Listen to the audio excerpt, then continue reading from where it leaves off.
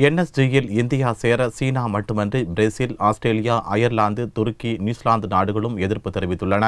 மொத்தம் 48 உறுப்பினர்களை கொண்ட அணுசக்தி விநியோக நாடுகள் குழுவான என்எஸ்ஜியில் உறுப்பினர் ஆவதற்கு இந்தியா தீவிர முயற்சி மேற்கொண்டு வருகிறது. ஆனால் இந்தியாவை சேர்த்துக் கொண்டால் பாகிஸ்தானையும் சேர்க்க வேண்டும் என்று சீனா புதிய வாதத்தை முன்வைத்தது. இந்நிலையில் தென்கொரிய தலைநகர் சியோலில் என்எஸ்ஜி உறுப்பு நாடுகளின் ஆலோசனைக் கூட்டம் வியாழக்கிழமையன்று நடைபெற்றது. இக்கூட்டத்தில் இந்தியாவை என்எஸ்ஜியில் இணைத்துக் கொள்வது பற்றி விவாதிக்கப்பட்டது. அப்போது சீனா மட்டுமன்றி பிரேசில், ஆஸ்திரியா, அயர்லாந்து, துருக்கி, நியூசிலாந்து ஆகிய நாடுகள் எதிர்ப்பு தெரிவித்தன. அணு ஆயுத பரவல் ஒப்பந்தத்தில் இந்தியா கையெழுத்திடவில்லை என்பதை மேற்கோள் காட்டி இந்நாடுகள் இந்தியாவுக்கு தங்களின் எதிர்ப்பை பதிவு செய்தன.